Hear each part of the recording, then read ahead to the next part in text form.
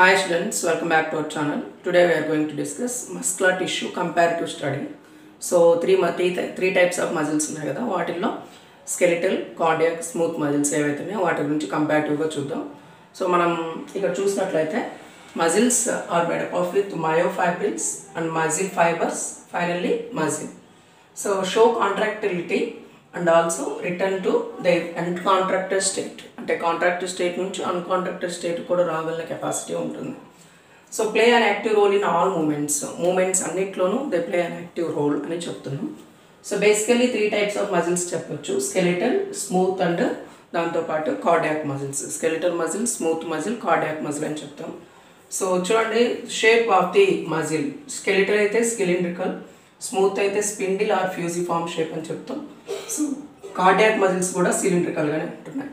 So number of nuclei, skeletal మల్టీన్యూక్లియేట్, యూనిన్యూక్లియేట్ and uninucleate. So location of nuclei చూసుకుంటే స్కెలిటల్లో peripheral రీజన్లో ఉంటాయి, స్మూత్ అండ్ కార్డియాక్ మజిల్లో సెంట్రల్ రీజన్లో ఉంటుంది. స్ట్రయేసెన్స్, ఇది స్ట్రయేటెడ్, స్మూత్ మజిల్ వచ్చేసి నాన్ స్ట్రయేటెడ్, మన కార్డియాక్ మజిల్ స్ట్రయేటెడ్ మజిల్. దాన్ని ఫెయింట్ స్ట్రయేషన్స్ అని చెప్తారు, కొంచెం లైట్గా ఉంటాయి. So branching pattern unbranched, skeletal muscle ఎప్పుడు అన్బ్రాంచ్డ్, స్మూత్ మజిల్ ఏవైతుందో అన్బ్రాంచ్డ్, బట్ కార్డియాక్ మజిల్ తీసుకుంటే బ్రాంచ్డ్గా ఉంది.